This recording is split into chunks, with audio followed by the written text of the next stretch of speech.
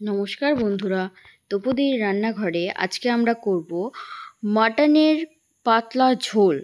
তো লাল লাল যে ঝোলটা দেখতে পাচ্ছেন সেটা আজকে করা হয়েছে। গরম ভাত দিয়ে এই খাসির মাংস খুবই ভালো লাগে।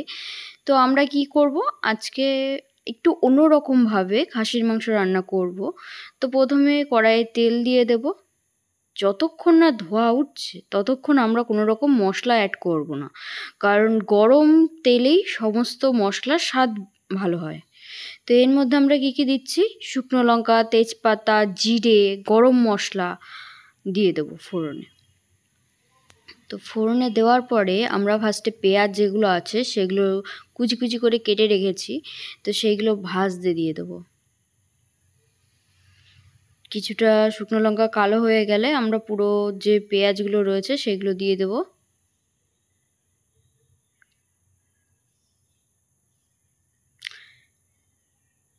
পেঁয়াজ আঁচ কমিয়ে কিছুক্ষণ পেঁয়াজ ভেজে রেখে নিয়ে তারপরে আমরা কি করব, ওর মধ্যে একে একে সমস্ত গুঁড়ো মশলা দিয়ে দেব।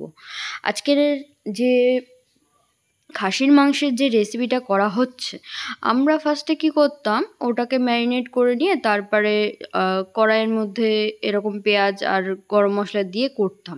আজকে একটু অন্যরকমভাবে করব।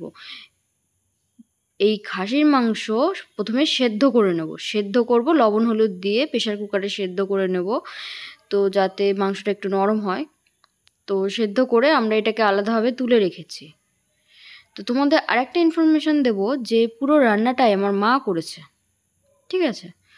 আচ্ছা, তো এখানে কি করছি, পেঁয়াজ একটু বেশ লাল লাল হয়ে গেলে আমরা এর মধ্যে নানান রকম মশলা দেব। মশলার মধ্যে আছে হলুদ গুঁড়ো, জিরে গুঁড়ো, শুকনো লঙ্কা গুঁড়ো, লবণ আর মিট মশলা। এই পরিমাণ মতো এগুলো দিয়ে আমরা কি করব, মশলাটাকে কষাবো। তো তোমরা দেখতেই পাচ্ছ আমরা ফার্স্টে জিরে দিয়ে দিয়েছি, হলুদ, মাংসে কিছুটা লবণ দেওয়া ছিল সিদ্ধ করার সময়, তো এখানে আমি কিছুটা কম পরিমাণে দেব। আর পরে যখন হবে লাস্টে গিয়ে খেয়ে টেস্ট করে পরিমাণ মতো যেটুকু লাগে সেটুকু আমি অ্যাড করব লবণ। আচ্ছা, তো তারপরে যেটা বলছিলাম, এটা আমি যে শুকনো লঙ্কা ছিল সেই শুকনো গরম মশলা ছিল যেটা মিট মশলা, সেটা দিয়ে দিচ্ছি। তো মিট মশলা দেওয়ার পরে এরপরে শুকনো লঙ্কাও দিয়ে দেবো যাতে কালারটা একটু ভালো আসে। তো দিয়ে কি করব, পুরো যে মশলাটা আছে মশলাটা আমি একটু কষিয়ে নেব যতক্ষণ না মশলা থেকে তেল বেরোচ্ছে, ঠিক আছে? যদি তেল বেরোয় তাহলেই বুঝবো যে আমাদের পুরো মশলাটা কষানো হয়ে গেছে। আর আছে রসুন, রসুন, কাঁচা লঙ্কা আর আদা বাটা দিয়ে দিয়েছি একবারে। অন্য টাইমে আমরা ম্যারিনেট করে রাখি, এটা একটু আলাদাভাবে করছি।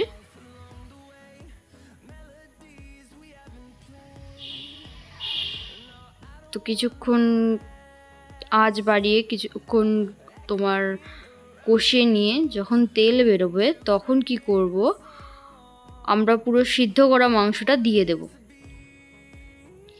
এটা আমি দিচ্ছি শুকনো লঙ্কা গুঁড়ো যাতে আমার কালারটা ভালো হয়। তোমরা চাইলে কাশ্মীরি লঙ্কার গুঁড়োও দিতে পারো। তো কাশ্মীরি লঙ্কায় ঝাল কম হয়, সেখানে তোমাকে নর্মাল যে কাঁচা লঙ্কা কিংবা শুকনো লঙ্কা আছে সেটা বেশি দিতে হবে, ঠিক আছে? আচ্ছা, মশলা কষে এসেছে। মশলা কষে আসার পরে আমরা কি করব, এর মধ্যে যে মাংসটা আছে সেটা দিয়ে দেব। দিয়ে ভালো করে কি করব, কষিয়ে নেব।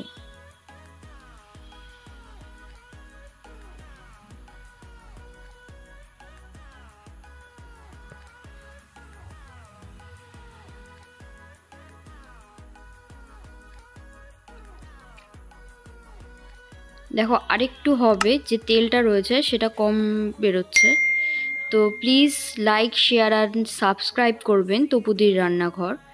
এরপর আমি কি করছি, পুরো মাংসটা দিয়ে দিচ্ছি। অলরেডি সিদ্ধ করা ছিল যেহেতু, তো এইটা প্রসেসিংটা হতে একটু টাইম লাগবে। তো পুরোটা আমি মশলাটা মাখিয়ে নিয়ে কষতে দিয়ে দেব।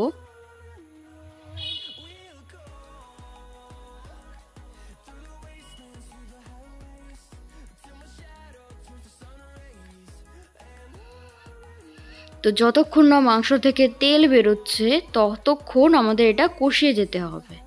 তো মাঝে আমি কিছুটা জলও অ্যাড করছি যাতে আমার কষানোটা ভালো হয়। খুব বেশি জল অ্যাড করব না, তাহলে আর তেল বেরোবে না, ডাইরেক্ট ঝোল হয়ে যাবে, সেটার টেস্ট ভালো আসবে না।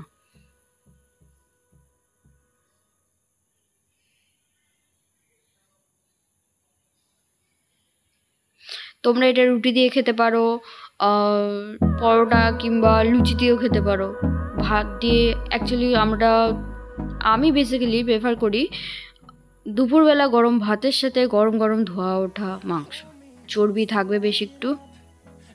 তো পরিমাণ মতো কিছুটা লবণ আগে দিয়েছিলাম, এখন একটু দিয়ে নিচ্ছি।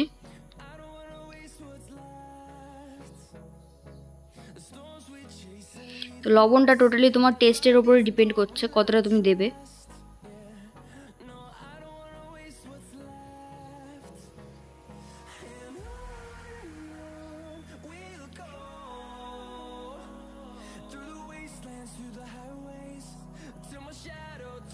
সামান্য একটু জল দিয়েছি।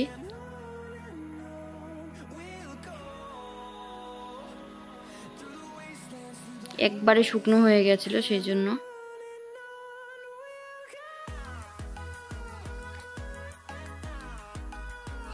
এরপরে কষানোর জন্য ছেড়ে দিয়েছি।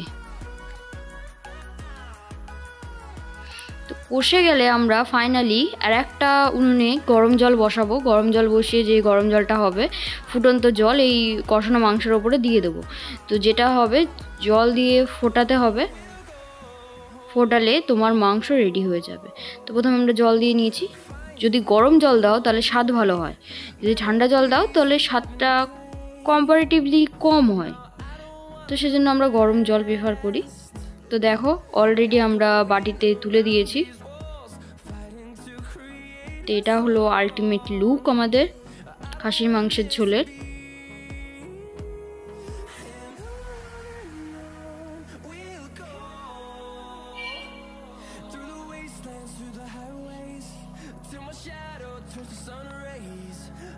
ব্যাস।